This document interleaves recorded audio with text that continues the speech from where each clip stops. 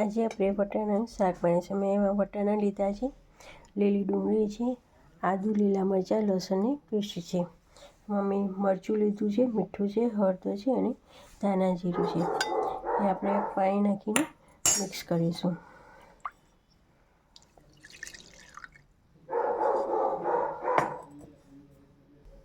વઘારમાં આપણે જીરું નાખીશું,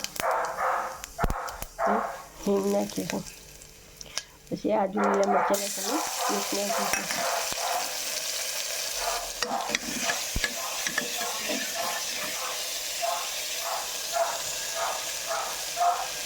આદુ લીલા મરચાં લસણની પેસ્ટ આ રીતે થઈ જાય પછી આપણે મસાલો મિક્સ કરીશું એ નાખીશું.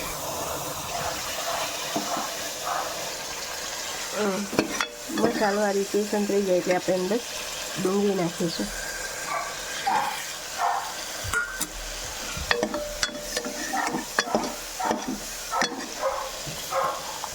પછી આપણે વટાણા નાખીશું.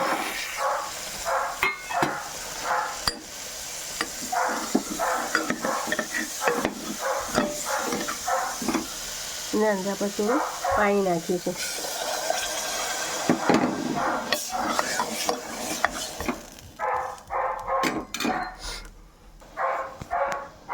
આ રીતે થઈ જાય એટલે આપણે નાખીને 3 વિસલ લગાડીશું. વટાણા અને ડુંગળીનું શાક હવે આપણે ચડી ગયું છે. જોઈ શકીએ છીએ આપણું વટાણા અને લીલી ડુંગળીનું શાક તૈયાર છે.